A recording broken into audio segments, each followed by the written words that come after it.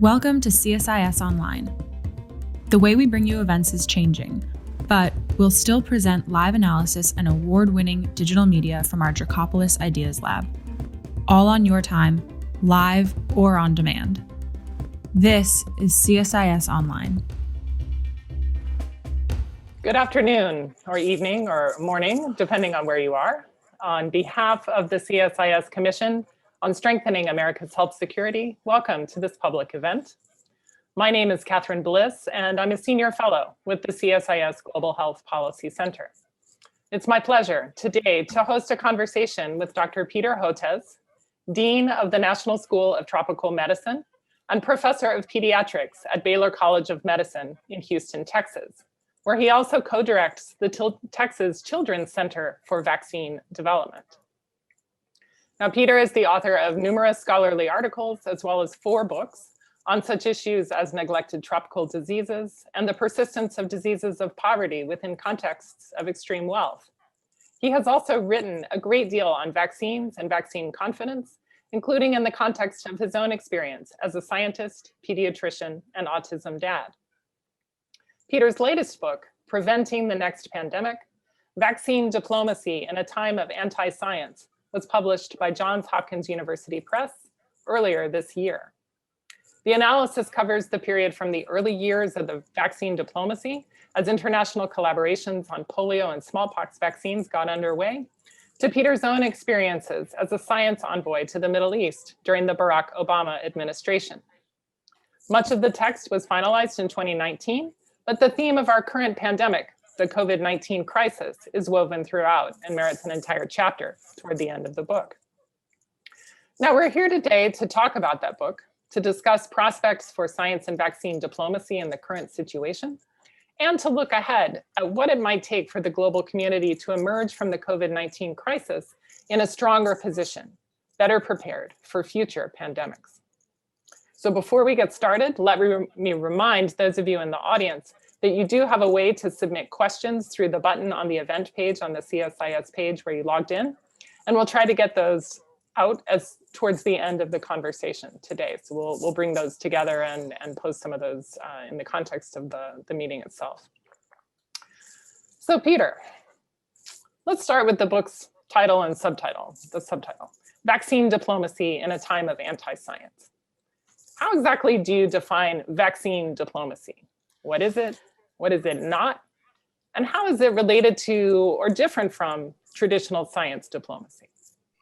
Well, you know what, and actually vaccine diplomacy is a subset of both global health diplomacy and science diplomacy, and it has 2 major aspects. I think one is related to the kind of situation that we're seeing now, the issue around vaccine equity and making certain that everybody has access to life-saving vaccines. Pre-COVID-19, there was a heavy emphasis around childhood vaccinations.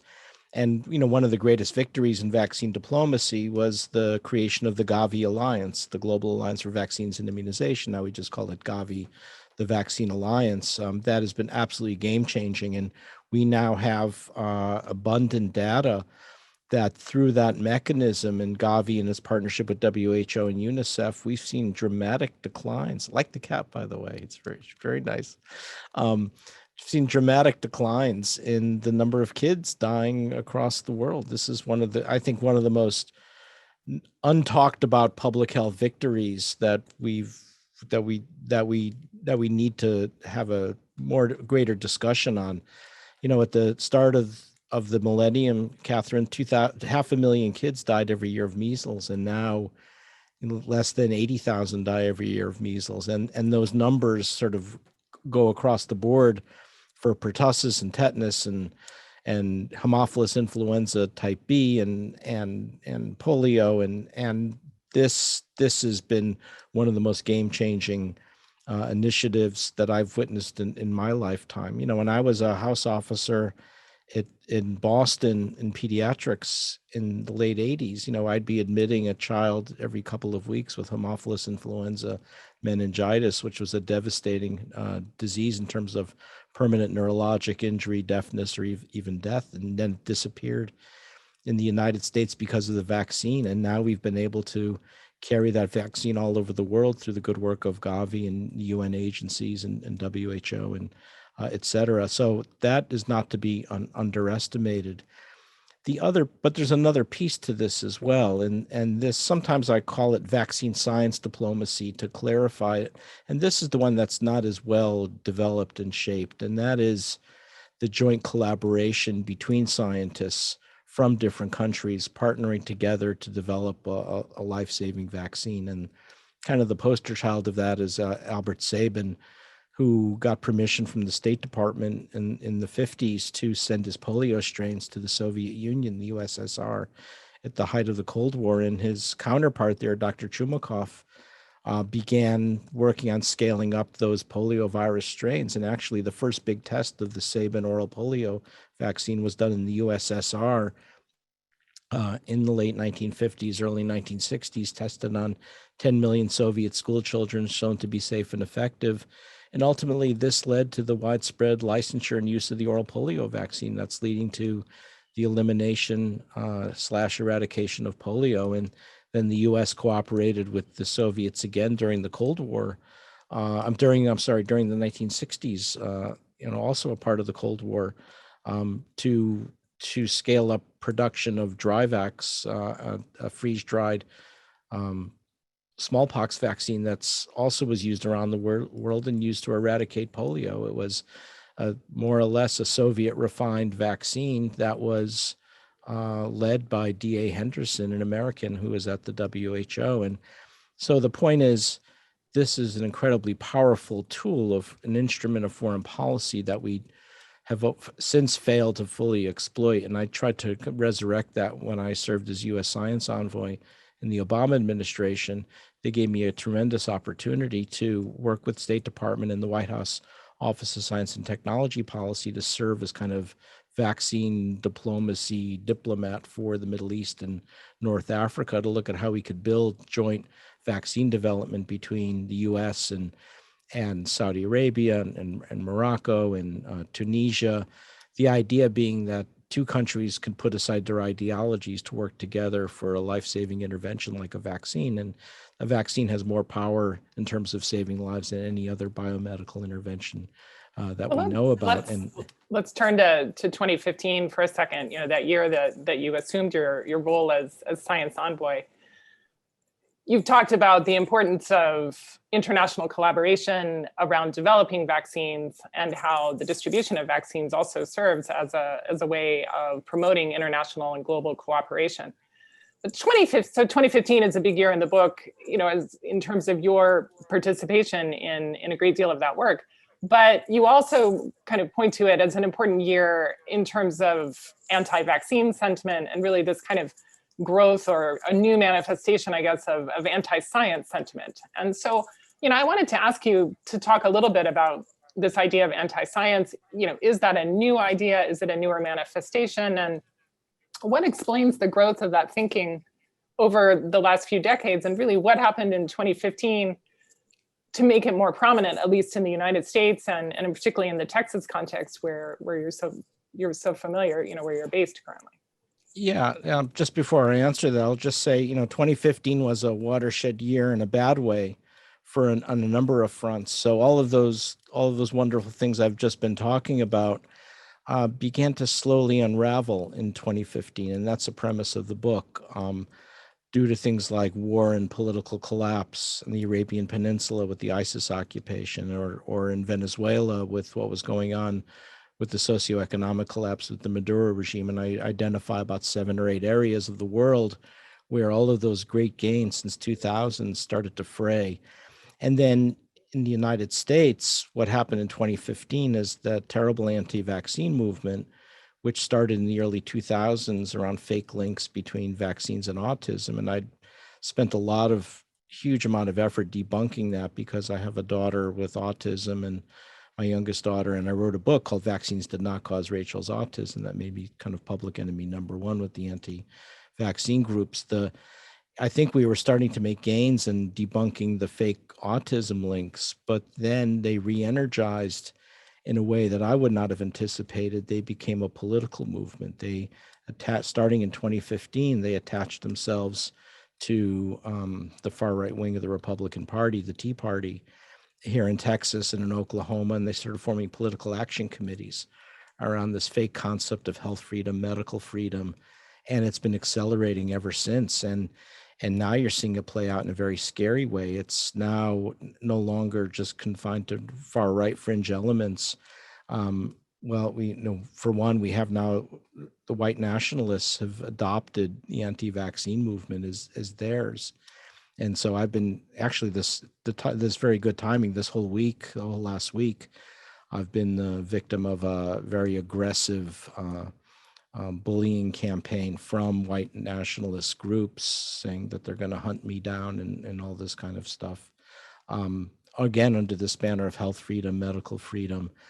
And it's even become sort of mainstream among conservative groups. I mean, all you have to do is watch Fox News at night, and you see the nighttime Fox News anchors going on terrible anti-vaccine rants or targeting scientists, targeting me and Tony Fauci and others. And so this is very worrisome what's happened now.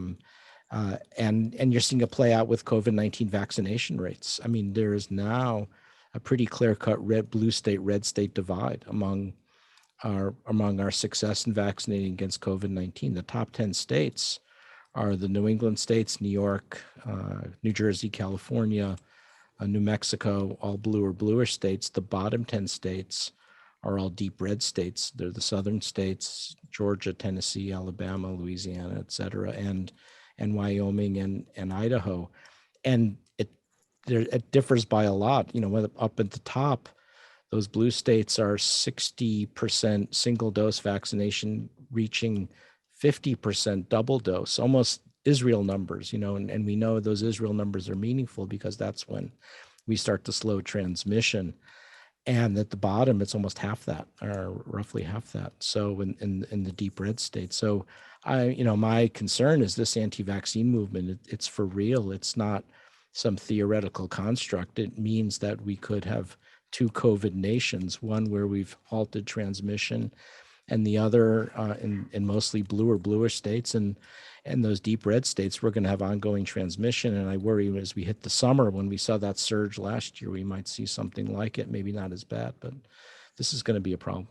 So, I mean, it's ironic in a way, you talk in the book, you really talk about how conflict zones are closely linked to the spread of neglected tropical diseases, vaccine-preventable diseases. You talk about the Middle East, Sub-Saharan Africa, you've mentioned Venezuela, the Northern Triangle.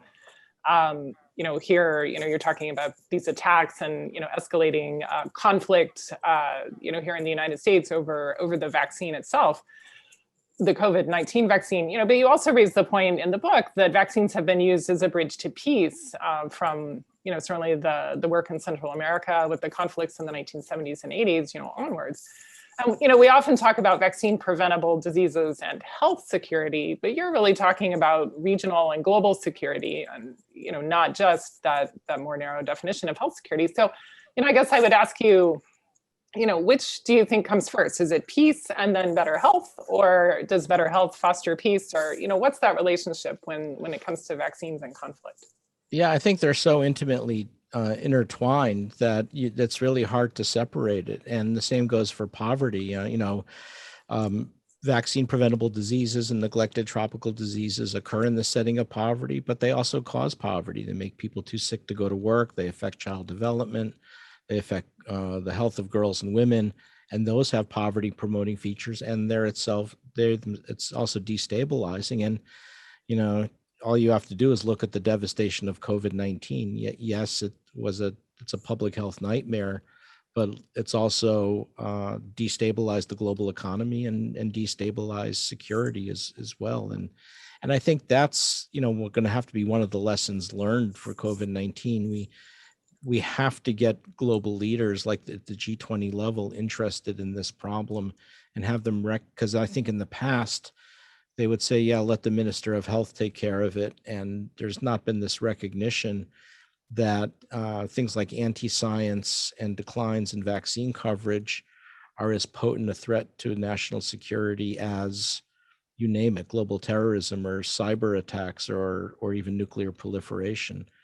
particularly anti-science. When you look at how almost 600,000 Americans lost their lives from COVID-19, yeah, part of it was the SARS coronavirus type 2, but in equal measure, it was defiance. It was defiance around masks, social distancing, now defiance against vaccines across conservative groups. People died because of anti-science. Anti-science is a potent killer force. And I have to tell you, it's been a really tough sell to people. I mean, people recognizing that anti-science has that kind of power to disrupt and to disrupt security that I have so far not been as persuasive as I'd like to be with those links. It's not been a priority, for governments. It's not been a priority for foreign ministries. And the evidence for that is no one wants to do anything about it.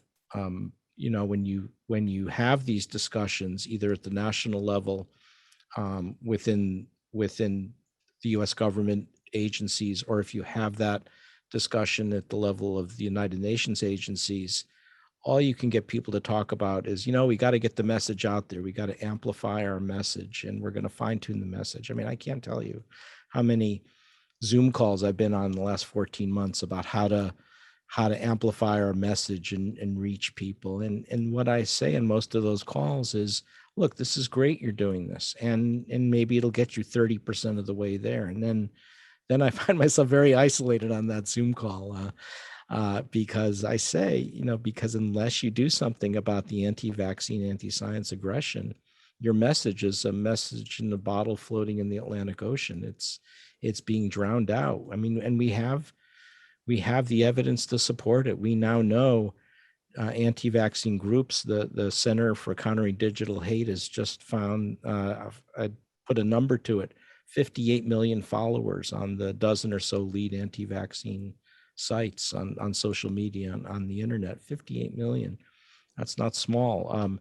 And now we have evidence coming from US and British intelligence that the Russian government under Putin has been filing this entire program of weaponized health communication. They were doing it before COVID, and with COVID, specifically working to discredit COVID-19 vaccines, and even doing it to promote Sputnik V, their own vaccine. And now we've got, white nationalists and conservative groups refusing to vaccinate. So we may not be able to vaccinate the US out of this epidemic unless we fix it. So we need to, and I wrote this article in Nature, which is what stimulated the white nationalists to go after me last week, that basically says something very innocent, which is we need to bring in people from outside the health sector to help us, because the message coming out of the health sector, and I've endured this for more than a decade. Peter, we're not going to talk about this because you'll give oxygen to the message. And I said, that message got all the anti-science, anti-vaccine message got all the oxygen it needs.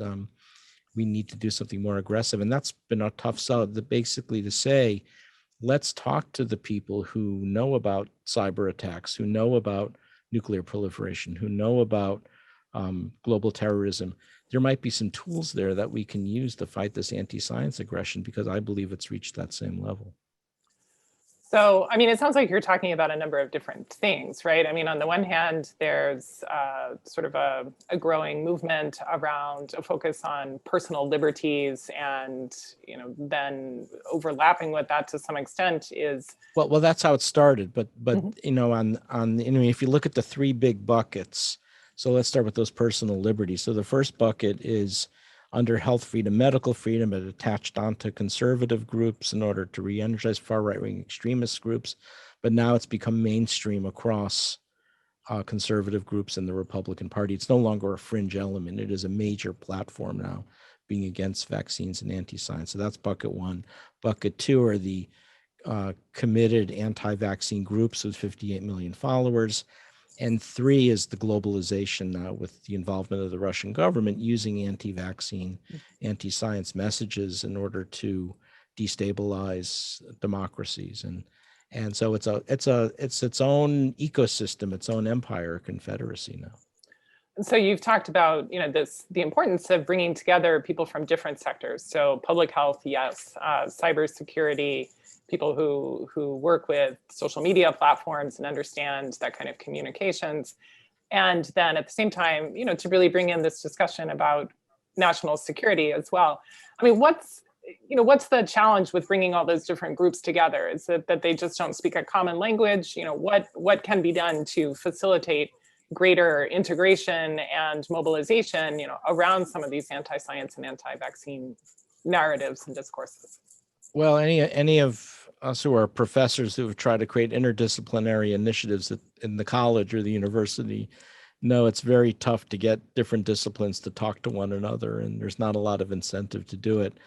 What I'm talking about now is doing this in the Biden administration. We need an interagency task force to in the Biden administration to take this very seriously. And I'd like to bring in people from Homeland Security who are experts. I'd like to bring in people from Commerce, the Justice Department, and we need people from the State Department to look at the international actors. For instance, now the anti-vaccine groups coming out of the far right wing, they now held protests last summer in Berlin, in Paris, in the UK, and the New York Times and BBC reported that the anti-vaccine, anti-mask protests were linked to QAnon. So it's gotten very dark and very complicated. And I'm now outside my lane talking about these things and need help to really get people who are true experts in this. So I want to shift to the individual or the family level for a second. And you're a father, you're a pediatrician, you're a professor of pediatrics at, I think, at least 2 institutions, if I'm not mistaken. The FDA has just granted emergency use authorization to the Pfizer-BioNTech vaccine for 12 to 15-year-olds. We heard at an event earlier this week that people are already trying to get into CVS and other registries to get their kids signed up, anticipating that these will be available. Yet at the same time, some recent polls suggest that many parents are concerned about vaccinating their children with the existing COVID-19 vaccines, either because they say they're still classified as for emergency use, or they're concerned that the side effects could outweigh the risk that children become seriously ill. So how do you respond to people who invoke, how do you respond one-on-one or at a family level with people who invoke these ideas about personal liberty or mistrust in government and science? How do you address those kinds of questions that are being raised? Well, unfortunately, what's going to happen is any existing vaccine hesitancy and that disparity between the blue states and the red states is only going to be amplified when it comes to their kids, right? So that's not going to go smoothly. And again, this is why we may fully vaccinate some states, but not others, or some regions of the country or not others. And I think the southern part of the United States could be in a lot of trouble this summer because of the low vaccine coverage currently in adults, but also in adolescents as well. And, in terms of reasons why I say we need to do this is with this B.1.1.7 variant, we are seeing a lot of young adults and adolescents get sick. There are adolescents in pediatric ICUs with COVID-19 and also a substantial subset with long haul COVID sequelae. It's this narrative that it's exclusively an illness of old people is just not true, especially with the B.1.1.7 variant. So that message needs to get across. And also, if we're going to really open up middle schools and high schools safely, we need the teenagers vaccinated. We need the school staff and the teachers and the bus drivers. And if we do that, there are 2 things will happen. One, not only will the middle schools and high schools be safe, but if we get upwards of 70% of the population vaccinated, we can slow transmission to the point where all schools will be safe, even elementary schools, even if the little kids aren't vaccinated yet. So that's the aspirational goal. And I think the Biden administration has done a good job in terms of responding to the challenge of quickly vaccinating ahead of the variants. The question is, how will they do it the last mile, unless we can figure out a way to address vaccine hesitancy among those conservative groups? Well, one of the, you've mentioned the use of the internet and disinformation. Some of these foreign networks, have really used the internet as a way to raise questions about vaccines produced in the West to tout some of their own.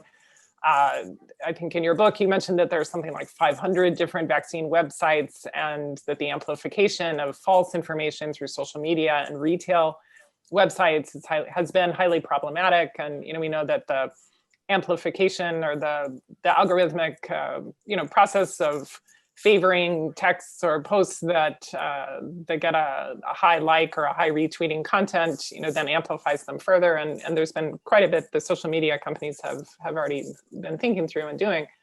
But at the same time, we know that these digital messages don't just stay within a small group of friends or even within a domestic context. They travel globally. And, so I want to ask you, your thoughts. I want to shift to a focus on some of these global issues. But, how do you see misinformation and disinformation, I guess, shaping popular views on vaccines, in an international context, traveling between domestic and global destinations? And what are some of the best ways to tackle that, as we think about some of the larger global processes around the equitable distribution of vaccines that we're facing?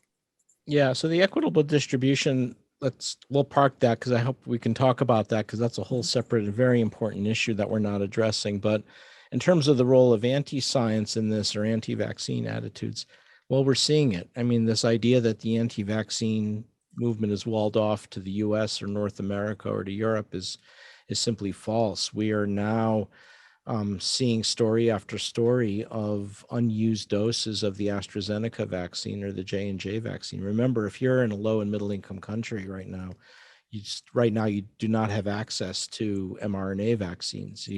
We're hoping to correct it with our recombinant protein vaccine, but mostly what you have is the AstraZeneca vaccine and the J&J vaccine and Sputnik V, maybe some of the Chinese vaccines. And with Putin working to discredit the competitors, what you're now seeing are a lot of anti-vaccine messages, which, it takes that little kernel of something, which are the cerebral thrombotic events, which are rare events, and then now it's blown up. And it's, I think, going to have devastating consequences. It's going to be very tough to get people to widely accept the adenovirus-based platform, which we need people to do if we're going to fully vaccinate. So if you're in a lower middle income country and looking at the United States and Europe, you see people posting selfies that they've gotten their second vaccine dose, and you're looking at the fraction of doses that may have arrived in your country, and kind of wondering, well, when are we going to have access to those mRNA vaccines, and when is this going to look like it looks in other parts of the world?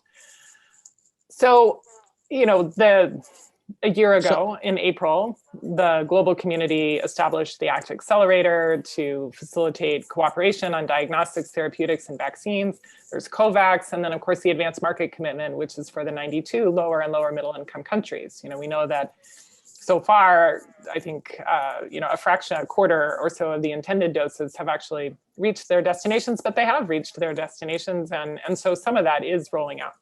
But how confident are you that the global community and global institutions like the G7, the G20, and others will be able to take take the steps that need to be taken to ensure that equitable level of vaccine distribution? And what would that look like from your perspective? Well, we already know what's happening. It's not working, right? I mean, we've got almost 1 billion doses, more than 1 billion doses have gone out. Half of it's gone to the US and China's got their own indigenous vaccines. So, the US is getting towards full vaccination. So is the UK. So are some Western European countries. So is Israel. So this is more or less the vaccines for the Northern Hemisphere. We don't have a vaccination program for the Southern Hemisphere. Now, it's not as though good things weren't done. When I look at how the COVAX sharing facility was structured, I think it's completely brilliant. I would not have done anything differently. When I look at the ACT Accelerator, I think it's brilliant. I wouldn't have done anything differently. When I look at CEPI, they made a lot of wise decisions. So it's not so much the fault of the global policymakers. I think the problem was a science policy failure, that we focused we were so heavily focused on innovation and making highly innovative vaccines that we lost sight of the fact that we needed a bunch of simple, durable, unfussy vaccines for low and middle income countries at the beginning. So, I do think this problem will be fixed, but it's going to take a lot of time. I mean, the mRNA technology is a great technology for this particular virus. I got this Pfizer BioNTech vaccine, and I'm fully immunized, and I'm very grateful for it. But when you focus exclusively on brand new technologies that have never been scaled before, you introduce a lot of risk, and we're seeing that's coming back to bite us a bit because right now, basically none of the mRNA vaccines have really filtered to Africa, to filtered to some of the poorer countries of Asia or to Latin America, and they never were going to, at least in the beginning, because it's a brand new technology. It's a young technology. There's a learning curve in terms of how to scale it up. And the adenovirus vaccine, that was risky because there was a unknown. Could there be a rare safety signal? And if it does, what's going to happen when you've got an aggressive anti-vaccine movement? And we're seeing that problem pan out. So I think the one piece we didn't do was build in enough old school vaccines, like our recombinant protein vaccine that's being scaled up to by Biological E in India. They're making 1 billion doses. Well, look at the total numbers. I mean, I think people fail to fully anticipate or the scope and magnitude of this. We've got 1.1 billion people in sub-Saharan Africa, 650 million people in Latin America. We have 500 million people in some of the smaller low middle income countries of Asia. That's 2.5 billion people. You're talking 5-6 billion doses of vaccines, and where's that going to come from? And the idea that you would do all of that scale up in the beginning with a brand new technology, even though it's innovative, we needed that ability to mass produce, and so we should have gotten more help with some of those old school vaccines to vaccinate people now. I think in time, I know Pfizer and BioNTech and Moderna are committed to trying to scale. I just don't know how quickly they can go. They're giving some pretty impressive estimates of how quickly they can do this, but we'll see how that's done. But we've got a full-on crisis right now because India is in a terrible public health crisis, and because of that, remember, the other part of the game plan was India was supposed to make a lot of vaccines for the world. BioE was going to make the J&J vaccine, produce a lot of the J&J vaccine, or at least fill and finish it. Serum Institute of India was going to produce a lot of the AstraZeneca vaccine, et cetera. And now there's a block on exports because Prime Minister Modi wants to keep it all in India. So there's a domino effect. So I think one of the things that I would like to see, and one of the things that I wanted to raise in this discussion, was we've not really seen from the US government a coherent foreign policy around vaccines. What we're getting are kind of one-off things, right? The patent waivers, which probably won't have any immediate impact, or sending 20 million doses of the AstraZeneca vaccine. And remember, we need 5 to 6 billion doses of vaccine. What's 20 million? Even if we were to send our entire vaccine stockpile from the United States, the impact would still be modest. So what's the plan? What I would like to see is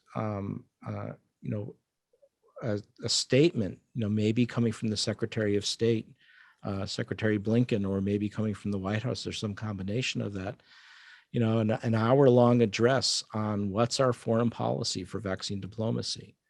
How, start out saying, here's the problem, saying exactly what I said, 1 billion people in sub-Saharan Africa, 650 million people in Latin America. How is the US government going to bring 5 to 6 billion doses to the table now before the end of the year? And don't tell me it's going to be patent waivers and sending 20 million doses, right? That's not a plan.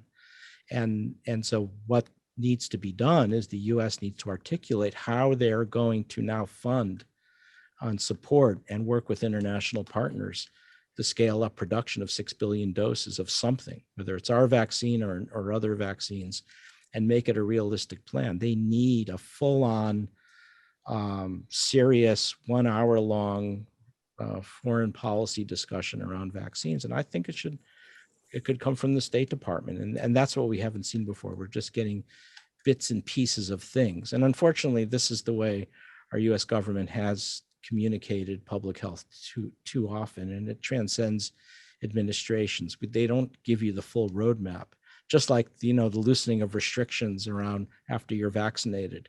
You don't get the full roadmap. You get bits and pieces of one-off things. And we, this for in terms of a global health policy from the federal government, we need to hear that. And I want to see Secretary Blinken give a serious 1 hour long foreign policy address of how the US government is going to take a leadership role in vaccinating the world.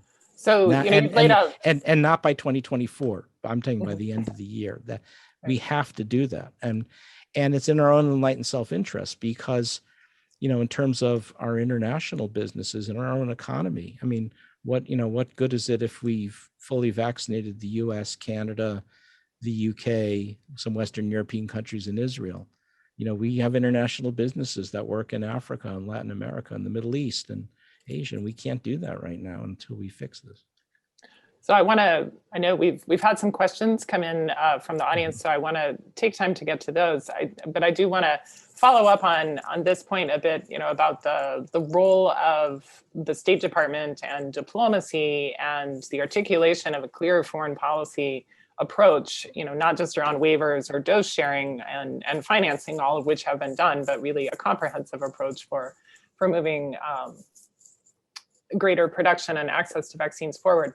In the book, you remarked, kind of reflecting on your work as a science envoy, that there was a fair amount of your time when you were traveling and visiting different destinations in the Middle East, when you were kind of on your own. That while embassy personnel were there to provide advice or help set up meetings, in a lot of cases, it was really up to you to set the agenda as far as shared research and cooperation with scientists in the region. So, thinking back on that time as a science envoy and what you've just articulated now in terms of the need for a really comprehensive foreign policy agenda, what do you see as the right combination of technical and diplomatic skills needing for ensuring we help the world meet this challenge? How can those who are working in those positions of diplomacy, who may themselves not come from a public health background, how can they be better prepared? How can we prepare our own State Department here in the United States to meet the challenges of future pandemics?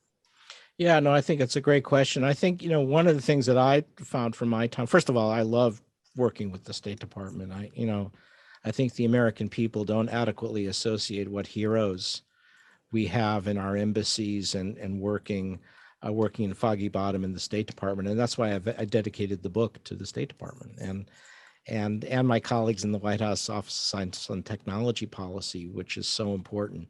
I think overall, science policy is probably the least developed, least shaped aspect of US foreign policy. It's kind of an afterthought. It's kind of tucked away in a little niche corner. And we don't recognize how powerful it can be, and as a result, we failed to play to the strengths of the American people. And I tell the story in the book. I was at one of these diwaniyas where the Saudi men, drink coffee and tea in the evening, and they discuss events of the day. And I remember I was there, and I think it was 2015, and President Trump was running for office, and he made some terrible comments about Muslims, as he's known to do. And here I was at this Diwaniyah that evening after he made these well-publicized terrible comments about Islam and the Muslims. And I was, oh my God, how am I going to get through this? And the host saw me stumble, and he, while I was talking, and I said, Peter, don't worry about it. We know it's bullshit. Listen, I did my PhD at Iowa State University. I lived with a family in Ames, Iowa for 5 years. I know what the American people are really like. And a light bulb went off when I heard that. I said, oh my God, this is our best ambassadors, our research universities and institutes and our scientists. And why aren't we fully using that? I'm not even talking about MIT and Stanford. I'm talking about these, the big land grant universities. We have so many future leaders of countries all over the world going to University of Oklahoma and Iowa State and University of Illinois, Urbana-Champaign, and we need to build that out more. We need to create a cadre of science ambassadors coming from those universities to represent. I mean, this is why people, have respect for America. I mean, yes, part of it is our U.S. military, but it's our science and engineering and our technical ability in our research universities and institutions. So we've got to build a research science ecosystem into the State Department and our U.S. foreign policy. We do bits and pieces of it again, but again, it's a bit of and we do have an office now there has been a science advisor to the Secretary of State, but I think it needs to be more fully developed. And I think it'll pay back in massive amounts if we were to shape that. We have a couple of questions here from the audience. Let me pose the first one, and this is from Robert Blystone at Trinity University, who asks, what one change could the media make to better express public health issues to the public? I know you engage a lot with the media, and so I know you've taken it as a personal commitment to engage and really work to express issues, but in terms of the larger world of reporting and, in all of its different forms, how can public health experts work with the media to really help the public understand these issues better? Well, I think within the U.S. or within North America, I give the press an A or an A+.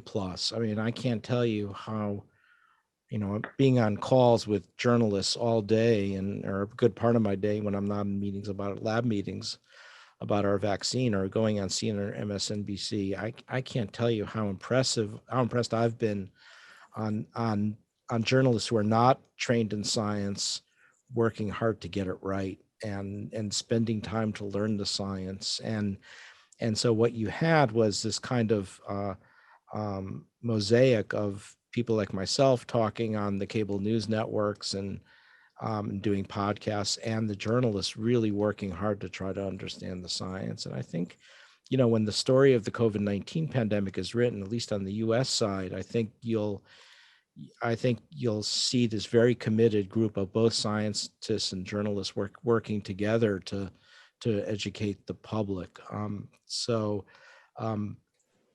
And sometimes on the U.S. government side of that's where it faltered a little bit, because it was too many snippets. There was not enough of a synthesis and roadmap provided to the American people, and that's what I tried to do. And the other thing that I always try to do in my science communication is, people always tell you have to talk to the American people like they're in the 4th grade or the 6th grade so they'll understand the science. And I found that to be totally untrue and totally off-putting. That one of the things that I learned, talking to the public every day, is people are willing to tolerate the complexity and willing to take time to learn because their lives depended on it, or their families' lives depended on it. And I think that is one of the changes. I think where things broke down is the American people are only now hearing about what's going on in India or what's going on in Africa or Latin America. Maybe it's like peeling away the layer of an onion. We just needed to get out of our own crisis. But I think we haven't really conveyed the dire situation that we're facing right now globally between now and, say, the end of the year, when we could easily reproduce what's happening in India across the world's low and middle income countries. And there is a crisis that we still could avert if we come up with a proper U.S. foreign policy. Then you're going to say, well, why just the U.S.? Don't you mean all the G7? Well, sure. But I think the U.S. has always asserted leadership in times, when you look at things like the Ebola outbreaks in 2014 and in 2019, and how that Merck and Company vaccine rescued the DR Congo in 2019, or around H1N1 and others. And I think the U.S. has to step up again. Sure, it's got to be done in collaboration with the UN agencies and the other G7 countries and low and middle income countries, but we need to have more greater leadership. Now, in fairness to the Biden administration, they were dealt with a pretty rough hand, right? I mean, they dealt with an administration that pulled out of COVAX, pulled out of the World Health Organization, and I'm sure they're still doing damage control because of all that, and they have to repopulate positions. But we've got to figure this out. We need the U.S. to assert firm and bold leadership to now rescue this global health crisis, rescue the world out of this global health crisis. Well, we've talked about options for a more comprehensive U.S. foreign policy around COVID vaccines and COVID equity, around the origins of vaccine collaboration and vaccine diplomacy, and some of the very complicated issues around the rise of anti-vaccine and anti-science sentiment, and some potential multi-sectoral solutions to beginning to work to converse and inform and really address those issues in a more comprehensive way. Peter Hotez, Dean of the National School of Tropical Medicine at Baylor University, thank you for joining me today, and good luck to you in the months ahead. Well, thank you so much, Catherine. I just want to say how grateful I am to CSIS because, you guys have been there from early on. One of the, under, Steve Morrison's leadership and others, one of the first serious think tanks to really say, okay, we're not going to just make global health kind of a fringe element. We're going to fully embrace this. And you've done an enormous public service by taking this on in a big way. So thank you very much for that. Well, thanks very much for your comments and really sharing your time and the contents of your book. So thank you. Thank you.